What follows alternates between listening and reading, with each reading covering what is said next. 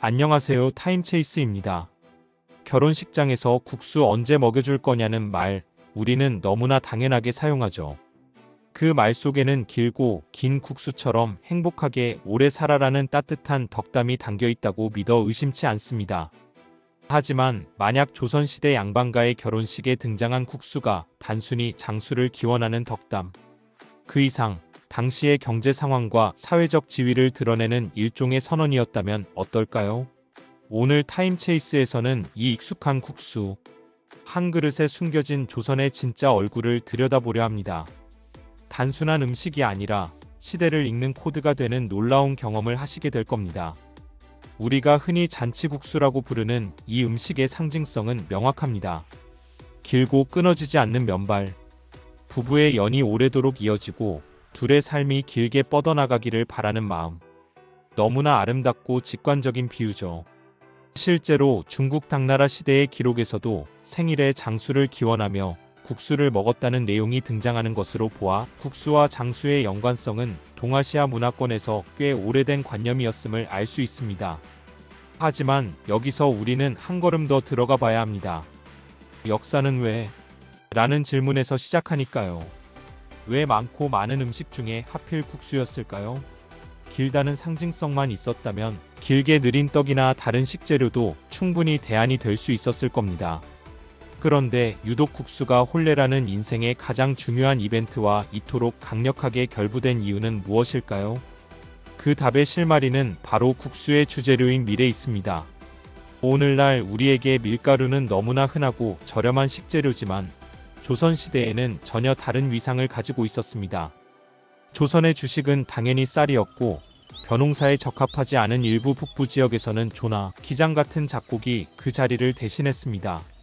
밀은 달랐습니다. 한반도의 기후와 토양은 밀 재배에 그다지 적합하지 않았기 때문에 생산량이 극히 적었고 따라서 밀가루는 매우 귀한 식재료였습니다. 오죽하면 조선 정기의 문신이었던 성현이 쓴 용제총화에는 우리나라에서는 밀과 보리가 잘 자라지 않아 중국에서 수입해 온다는 기록까지 남아있을 정도입니다. 즉 조선시대에 밀가루로 만든 음식을 먹는다는 것은 오늘날 우리가 최고급 수입 식재료로 만든 요리를 맛보는 것과 비슷한 경험이었던 셈이죠. 이제 결혼식 국수의 의미가 조금 다르게 보이기 시작하지 않으신가요? 그렇다면 조선시대 결혼식의 국수는 구체적으로 어떤 다층적인 의미를 품고 있었을까요? 저는 크게 세 가지 핵심 코드로 분석해 볼 수 있다고 봅니다.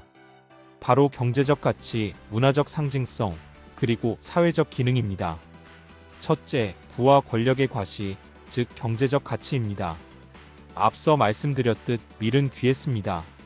조선왕조실록을 살펴보면 나라의 중요한 제사에 쓰이는 제물이나 임금에게 진상되는 귀한 식품 목록에 밀가루가 빠지지 않고 등장합니다.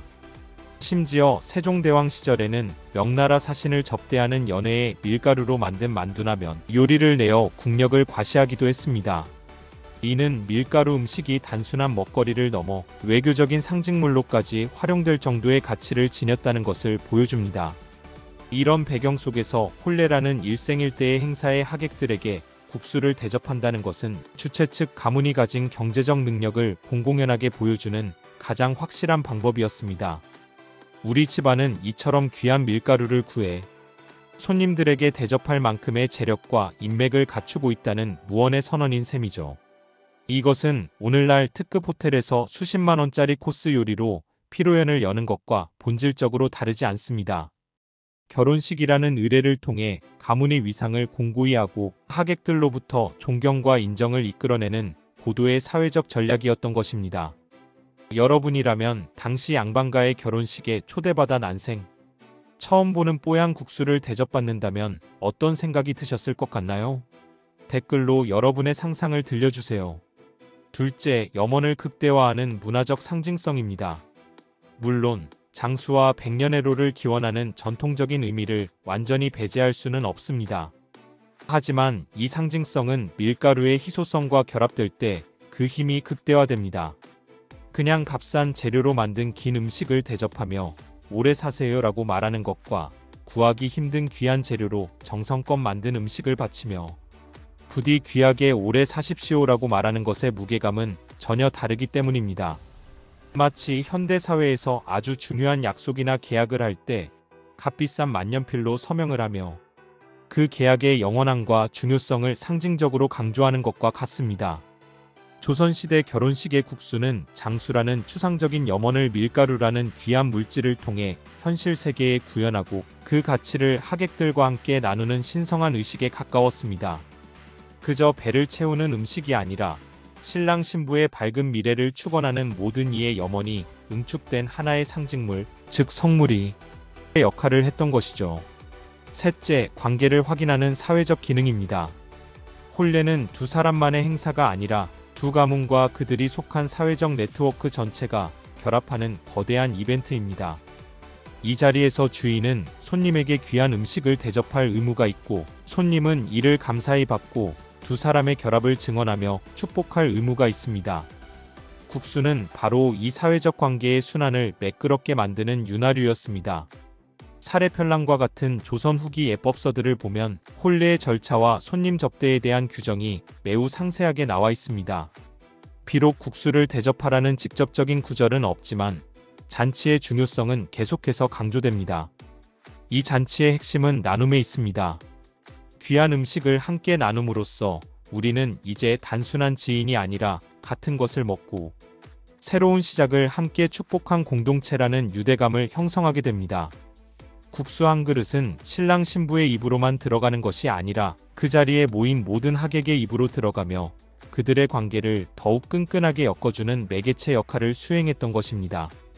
그렇다면 양반들의 전유물과도 같았던 이 귀한 국수는 어떻게 오늘날 우리 모두의 결혼식 축하 메뉴가 될 수 있었을까요?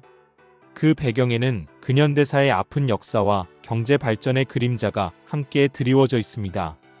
결정적인 계기는 일제강점기와 6.25 전쟁 이후 미국의 밀 원조였습니다. 전쟁으로 피폐해진 땅에서 쌀 생산량은 턱없이 부족했고 정부는 부족한 식량을 해결하기 위해 미국으로부터 대량의 밀가루를 원조받아 국민에게 공급하기 시작했습니다. 이때부터 밀가루는 귀한 음식에서 생존을 위한 음식으로 그 위상이 급변하게 됩니다. 정부는 분식을 장려하는 혼분식 장려 운동을 강력하게 추진했고 이 과정에서 국수, 수제비, 빵 등이 한국인의 식탁에 아주 깊숙이 자리 잡게 되었습니다. 이러한 시대적 변화 속에서 과거 양반들이 부와 장수를 과시하며 먹던 국수의 상징성은 그대로 남되 재료의 희소성은 사라진 것입니다. 이제는 누구나 쉽게 접할 수 있는 음식이 되었기에 결혼식이라는 특별한 날에 이웃과 함께 나누며 기쁨을 배가시키는 음식으로 그 의미가 확장되고 대중화될 수 있었던 거죠. 즉, 조선시대 국수가 과시와 선언의 음식이었다면 현대의 국수는 나눔과 환대의 음식으로 진화한 셈입니다. 오늘날 우리의 결혼식에는 조선시대 국수처럼 그 시대의 경제와 사회적 가치를 오롯이 담고 있는 음식이 있을까요? 있다면 무엇일지 한번 생각해 보시는 것도 흥미로운 지점이 될 것 같습니다. 오늘 우리는 결혼식 국수 한 그릇을 통해 조선시대로 시간 여행을 떠나봤습니다. 우리가 단순히 장수의 상징으로만 알고 있던 국수에는 사실 조선의 농업, 경제, 신분 사회의 단면, 그리고 가문의 명예를 중시했던 그들의 가치관까지 녹아 있었습니다. 정리하자면 조선시대 결혼식 국수는 세 가지 의미를 가집니다. 첫째, 생산량이 적었던 밀의 희소성을 바탕으로 한 경제적 부의 과시. 둘째, 그 귀함으로 인해 장수와 행복의 염원을 극대화했던 상징적 가치. 그리고 셋째, 잔치에 모인 하객들과 유대감을 형성하고 가문의 결합을 공표하는 사회적 매개체의 역할이었습니다. 음식은 단순히 배를 채우는 수단이 아닙니다. 그 안에는 한 시대의 기술, 경제, 문화, 그리고 사람들의 욕망까지 고스란히 담겨 있습니다. 이처럼 사소해 보이는 음식 하나에 담긴 역사적 맥락을 이해할 때 우리는 과거를 더욱 입체적으로 이해하고 현재를 살아가는 우리 자신의 모습을 비춰볼 수 있게 됩니다. 역사는 외우는 것이 아니라 우리 삶의 모든 것에서 그 흔적을 발견하고 의미를 해석해 나가는 과정입니다. 타임체이스는 앞으로도 여러분의 지적 호기심을 자극하는 흥미로운 이야기로 찾아뵙겠습니다. 구독과 알림 설정으로 다음 시간에 깊이 있는 역사 탐험을 놓치지 마세요. 감사합니다. 타임체이스였습니다.